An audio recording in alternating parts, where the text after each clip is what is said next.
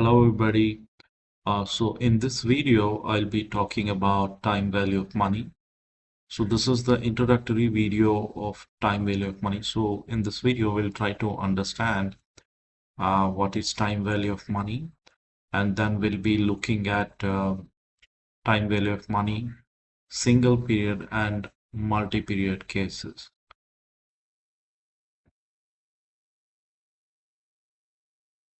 So the time value of money is mainly the concept that states money available now is worth more than the same amount in the future due to its earning capacity.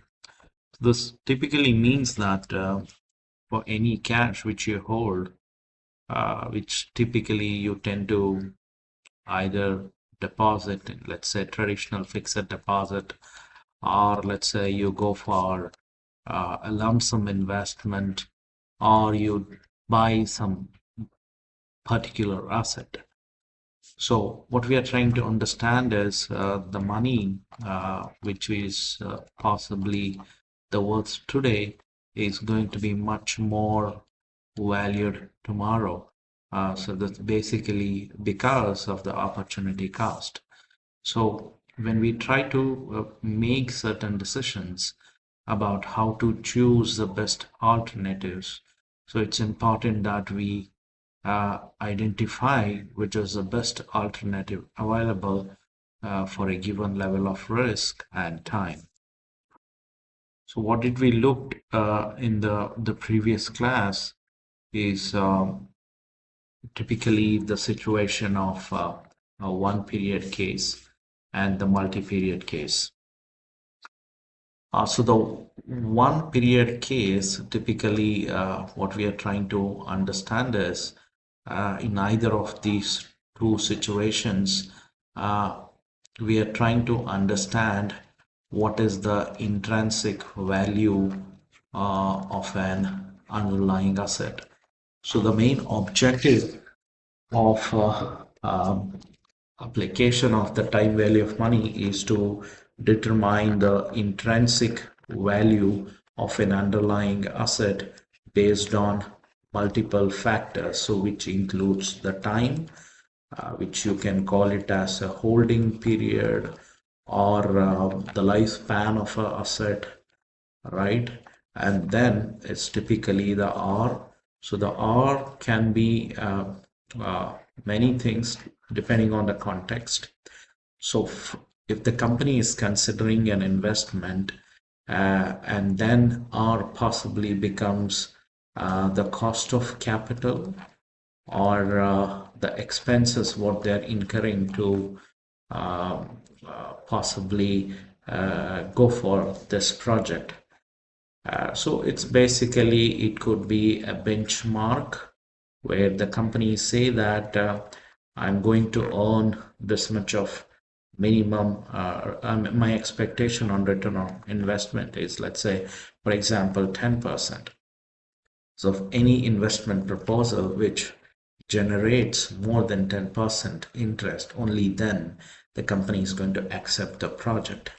Or it could be many times, it could be a risk-free rate of return. So risk-free rate of return is mainly possibly you can consider treasury bill as one of the example of a risk-free asset. So which means that with the minimal risk, what you intend to generate the return. So the objective of this R is to create the benchmark, and then you say that if any return from an investment proposal, what you're trying to consider, if it generates above the benchmark, then you accept the project or you reject the project. So in order to make the decision of accept or reject, it's important that we understand what is the intrinsic value of an asset uh, uh, for a given level of period and for a given level of risk. So ultimately, to be very precise, it's all about risk and reward. So the end of the day, the objective of uh, the application of the time value of money is to understand or you rightly compensated with the given level of risk. So in this, we try to understand two important concepts. So one is the present value and the other one is the future value. So one period case is mainly you're talking about a one-time investment.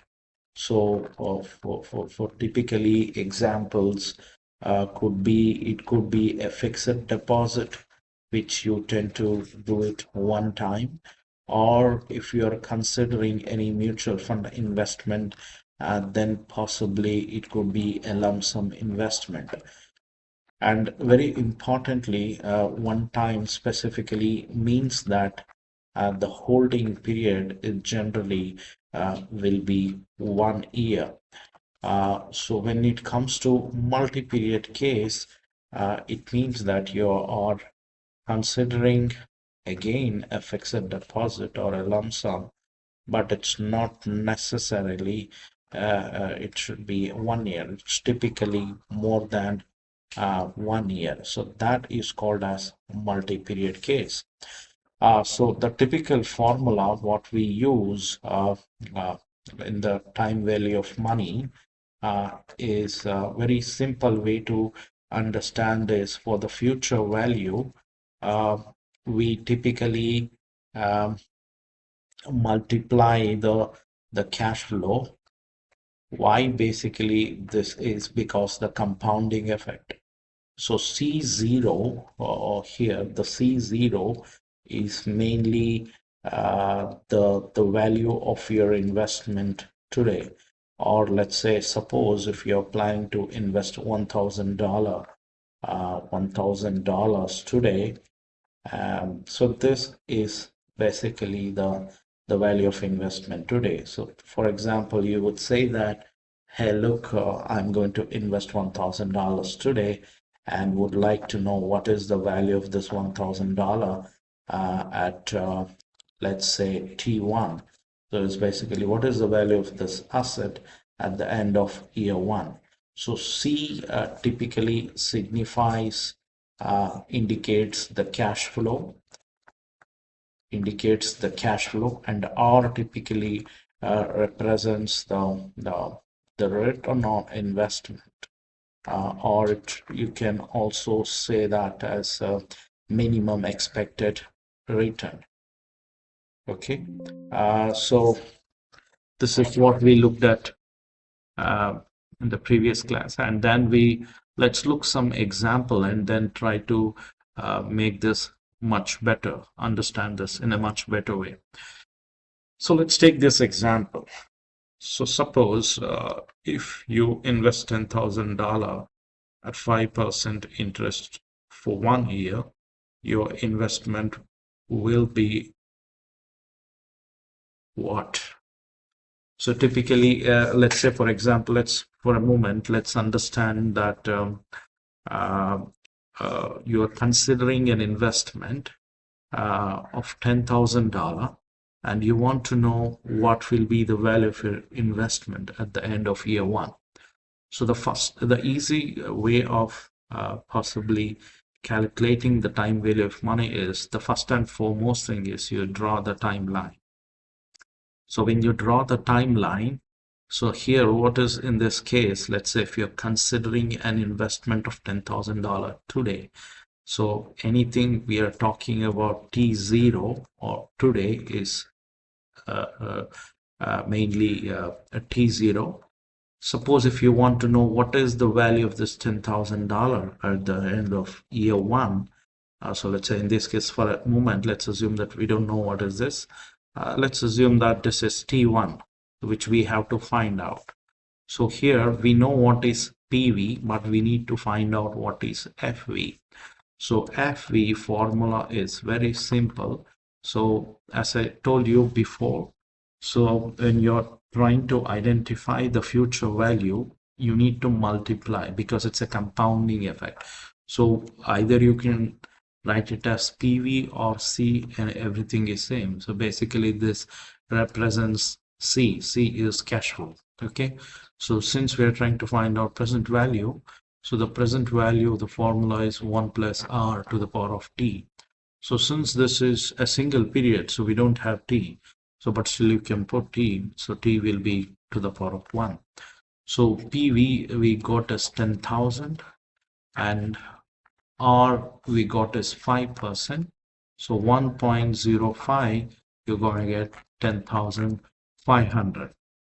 So if I have to summarize, so the first step what you do is you draw the timeline and write what you have in the problem. So let's say in this problem, Mr. Harish, for example, wants to invest $10,000 and wants to know what is the worth of $10,000 at end of year one. So he know what he has, what he's investing. This is T0, and he needs to find out T1. So which means you need to find out the future value and then simply apply this formula. So this is about the simple case what we looked at. It's the same example what you can reverse it. So let's say if you were to promise $10,000 you in 1 year. So the same thing as I told you, just draw the timeline. So you know that you want to earn $10,000 at the end of year one.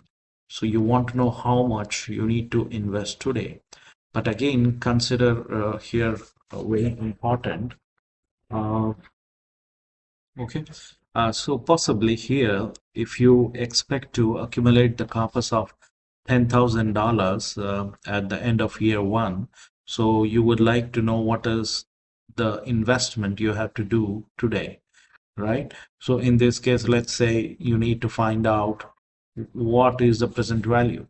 So the present value, I've told you before, the formula is very simple. So in the future value, you multiply it, but in the present value, you divide it. So the present value equals to future value, which you know, that is $10,000, divided by 1 plus R. R, you already know, 0.5. And that gives you $9,523. So it means that for a given level of return of 5% and for a given level of T, so these two components are very important, R and T. For a given level of risk and time and your expectation of $10,000, you need to invest $9,523 today in order to accumulate the corpus of $10,000. All right, so this is about the single period.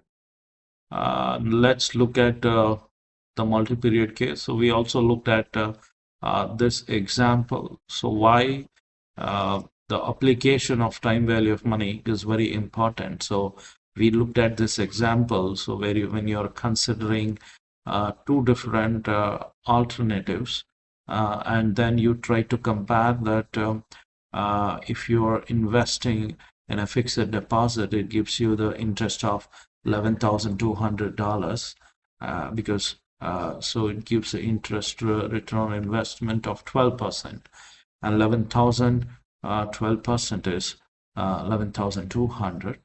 And at the same time, if you accept this offer, you're going to make $11,400. So you're going to accept this particular product. So that's what we looked at in the case.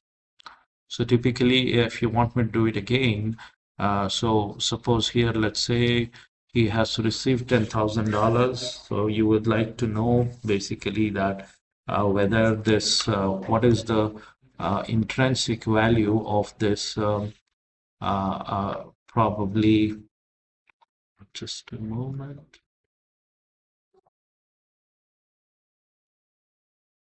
Okay.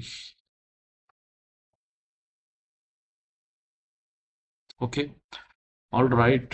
So the same thing, what possibly you can do is for multi-period case, it would be to the power of t because the holding period increases from n from 1 to n number of years. So which means the holding period normally in the case of multi-period will be more than 1 year. Okay, So let's try to see one example of a multi-period case. We looked at the case of uh,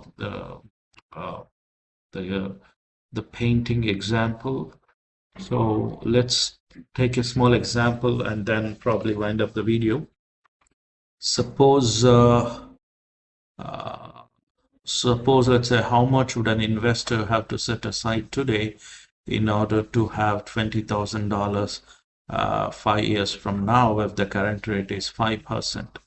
So in this example, if you see, just follow the step what I said. The first step is you need to find out, you need to draw the timeline and then see whether you have T0 or T1. So how much would an investor have to set aside today? So which means you need to find out how much you need to invest today in order to achieve $20,000. So which means you need to find out the present value. So what's the formula for the present value? So the present. Okay, so let's take this example. So what's the formula for the present value? Is the present value equals to future value divided by 1 plus r to the power of t. So the future value, which means investor is looking to accumulate the corpus of $20,000, and then with an estimated return on investment of 15%. So 20,000 divided by 1.5, you get $9,943. So if I have to summarize, the first thing what you do is you draw the timeline and see what has been given in the problem, and then try to apply the formula, and then find the intrinsic value, and then compare what you're paying. Is it more or less? So always remember that the decision criteria in order to accept or reject a project is whatever the intrinsic value you're finding and your initial investment, it should be always less than this. Suppose, let's say in this example, if you try to invest $10,000, then possibly your return on investment will reduce to 14% or less than 15%. So it's important that you invest less than or equal to $9,443 in order to ensure your return on investment is 15%. So thank you so much. So in this video, we looked at time value of money, single period and the multi-period. So the next class will try to understand annuity. See you in next video. Bye-bye.